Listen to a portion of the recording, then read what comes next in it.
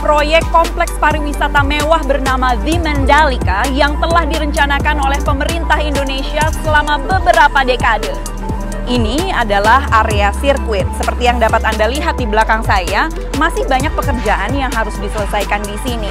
Tapi pihak pengembang mengatakan sirkuit ini akan siap untuk pagelaran World Superbike di bulan November nanti dan MotoGP International di tahun 2022.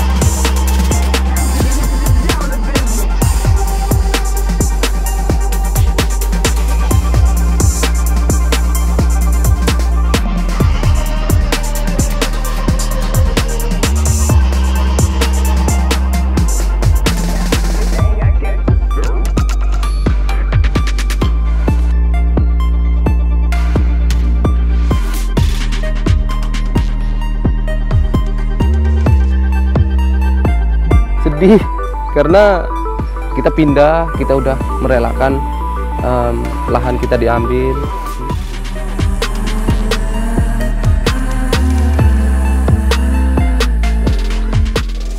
Kita juga nggak tahu nanti kedepannya akan seperti apa. Are they gonna give us the priority to work with them? Atau hanya sekedar ganti rugi udah?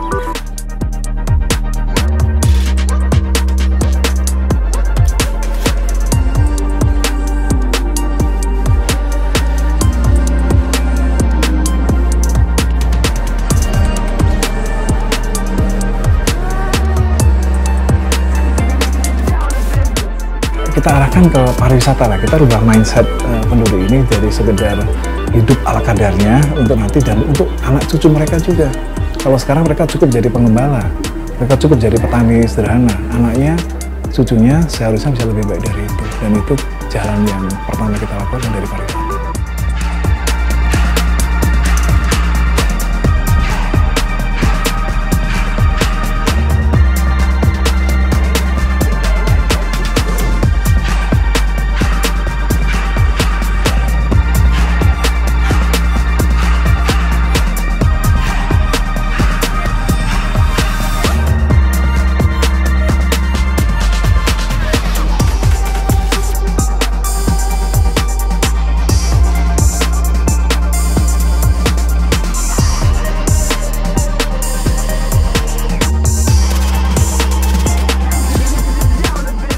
Kekhawatiran itu saya kira juga menjadi beralasan gitu bahwa mereka akan tercerabut dari akarnya. Saya kira lagi-lagi Komnas HAM memandang serius soal isu ini.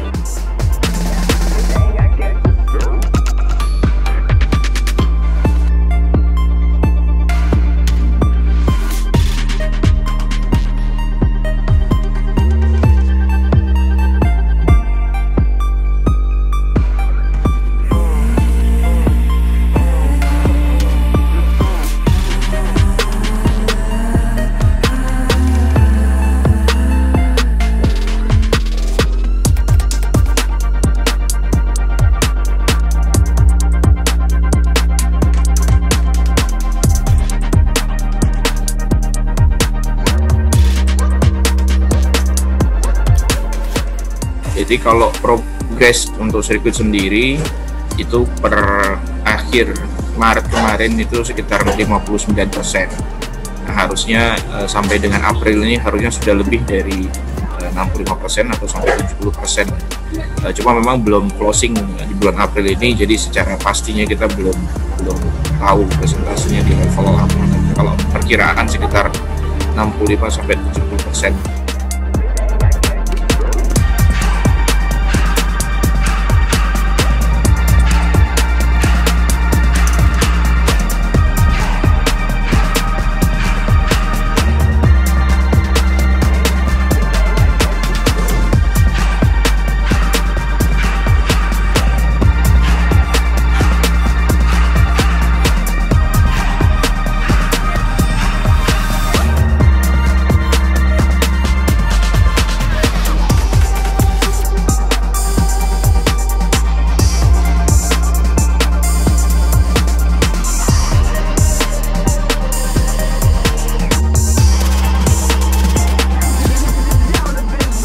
the Indonesian government, through the Indonesian Tourism Development Corporation, is developing an area of land on the island of Lombok that results in the eviction of a number of families from land on which they depend to produce food for fishing purposes, and land that they are deeply attached to since many generations.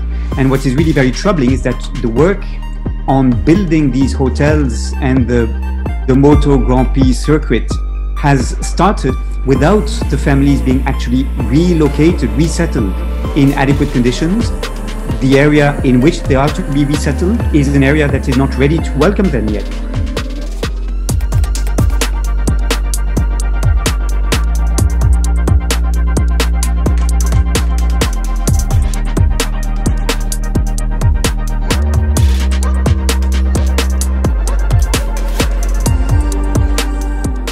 Ini punyanya Dapur, ini punya saya.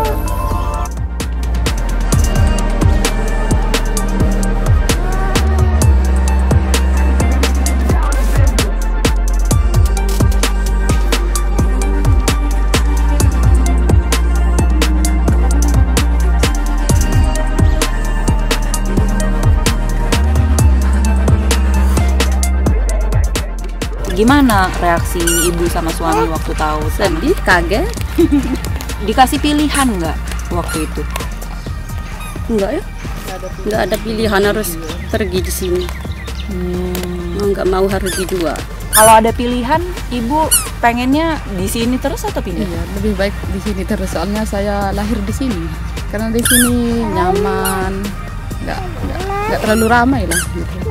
Terus kalau kita misalkan ada ternak sapi kan nggak terlalu sulit untuk dapatkan.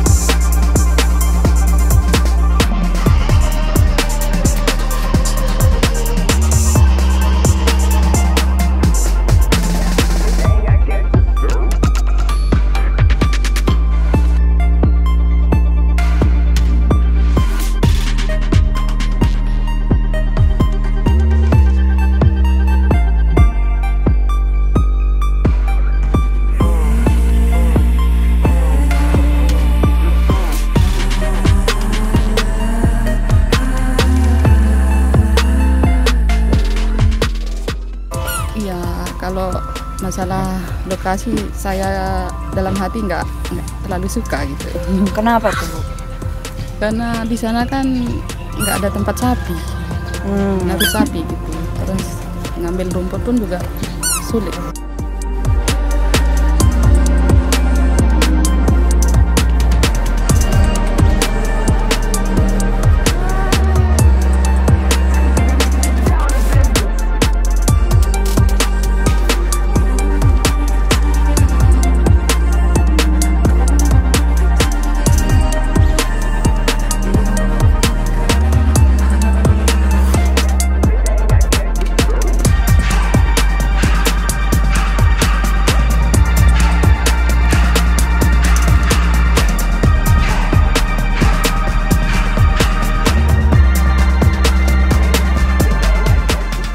Jadi yang sudah kita lakukan ada 2 kali, namanya Penlock 1 dan Penlock 2.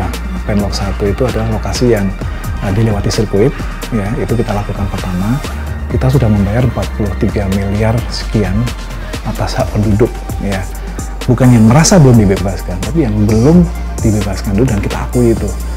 Karena dulu ini kan hibah dari negara kepada kita, di situ aja. Jadi itu yang pertama, kita lakukan pembayaran dengan sebisa mungkin kita, walaupun sekarang pariwisata sedang terpuruk ya, kita upayakan 43 miliar itu sudah dibayar, dan sekarang Penlock 2 85 miliar. Jadi kalau di total sekitar 140 miliar hampir. Yang kedua adalah yang disebut sebagai pengguna lahan. Nah, ini ada 180 keluarga, kakak.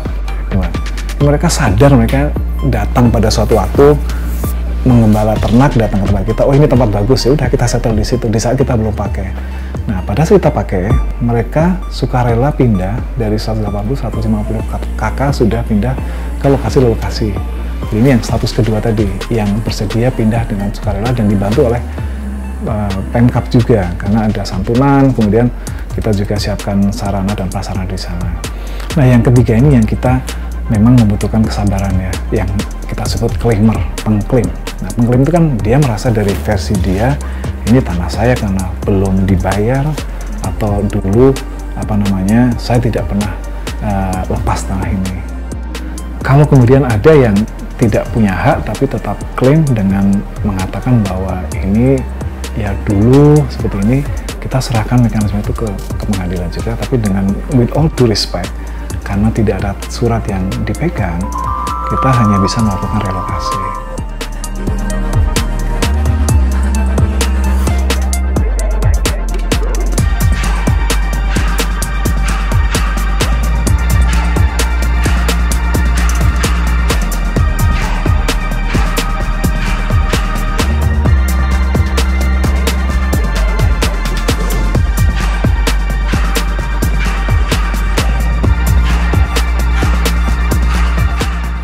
Kita lakukan kegiatan mulai dari identifikasi permasalahan, kita verifikasi, kemudian kita sosialisasikan kepada masyarakat hasil yang kita lakukan langkah-langkah tersebut secara terbuka, bukan transparan lagi. Di sini masyarakat kita undang, kita tunjukkan alas hak mereka, kita sandingkan dengan alas hak miliknya ITDC, dikaitkan lagi dengan dokumen-dokumen dari pemerintahan terkait dengan adanya kegiatan intimidasi. Bisa kita lihat secara fakta di lapangan bahwa tidak ada kekerasan, intimidasi, atau penggusuran sama sekali. Bahkan mereka dari pihak warga yang akan dilakukan land clearing, yang tanahnya sekarang sudah dilakukan pengaspalan, mereka memimpin pelaksanaan land clearing malah.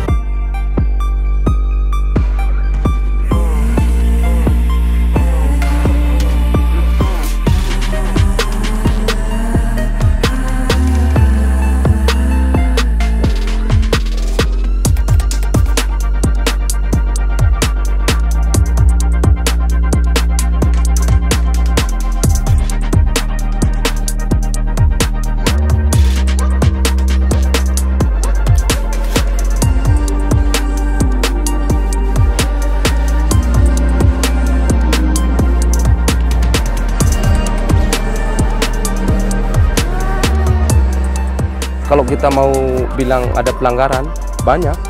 Salah satunya akses. Akses sekarang udah benar-benar rusak ini. Dari tahun 2017 dulu, semenjak peletakan batu pertama.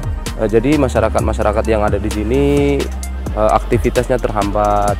Terus untuk mau mencari nafkah juga sulit, soalnya aksesnya keluar masuk nggak mudah. Dan kalau masalah pemaksaan, iya. Betul, soalnya mau tidak mau kita harus pergi dari sini. Saya sendiri yang mengalami itu. Dan apa yang mereka bilang, kalaupun kami tetap akan bertahan, tetap akan digusur. Terus kami tidak punya pilihan lain. Kami ini hanya masyarakat biasa yang buta hukum. Sudah pasti kami merasa tertekan.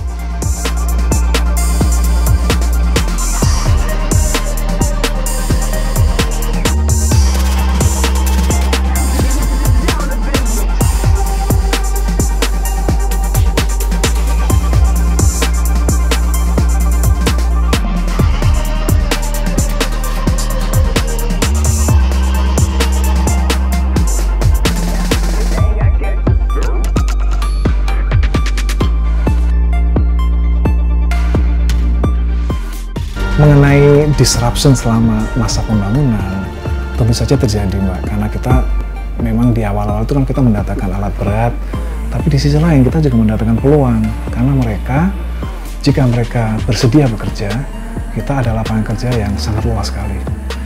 Sementara ternak itu, kita juga tidak mencegah mereka untuk terus beternak di lokasi yang sekarang. Dengan relokasi itu, kita harapkan mereka bisa tinggal dengan lebih layak, tapi persiapan untuk nanti menjadi pekerja pariwisata. Karena ini kan KEK pariwisata. Jadi nantinya yang tadinya beternak ala kadarnya, ini mereka akan lebih taraf hidupnya lebih naik setelah kita membawa wisatawan ke situ.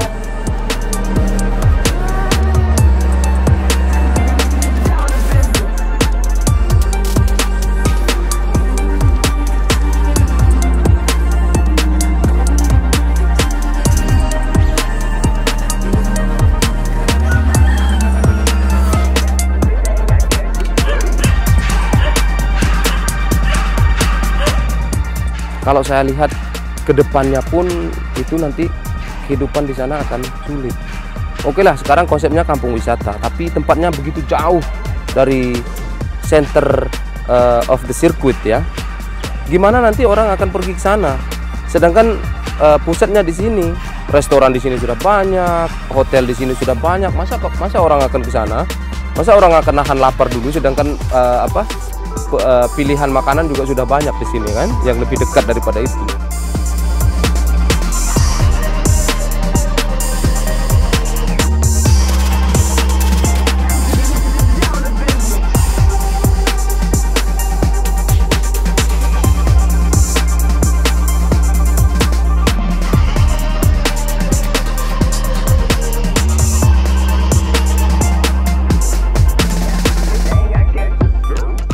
Saya pikir 35 tahun Bali yang lalu juga seperti ini. Tentu ada soal-soal yang harus kita hadapi. Masyarakat datang lapor dan lain sebagainya kan hal biasa. Kepada siapa mereka akan mengadu selain kita? Ya, dia datang mengadu, saya pelajari dulu, kami diskusikan dengan ITDC. Dan harapan kami memang ITDC ini harus legowo dengan soal-soal, jangan tabu. Ketika ada orang datang lapor tentang kondisi tanahnya dan lain sebagainya, harus mereka terima. Itu menjadi harapan.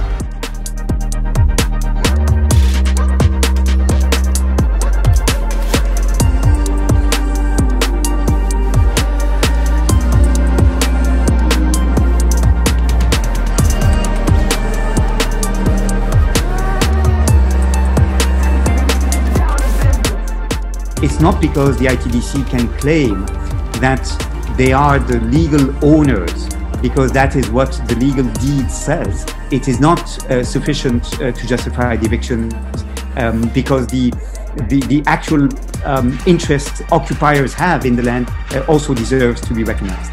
However, let me be very clear.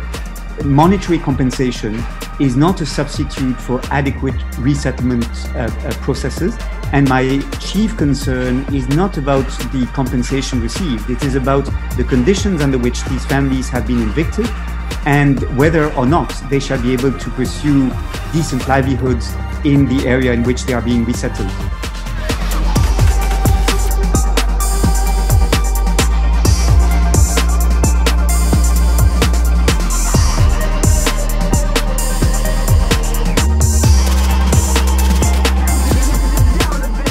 Menurut Komnas HAM tentu saja itu hal yang serius begitu. Meskipun tidak semua tuduhan itu benar dan akurat.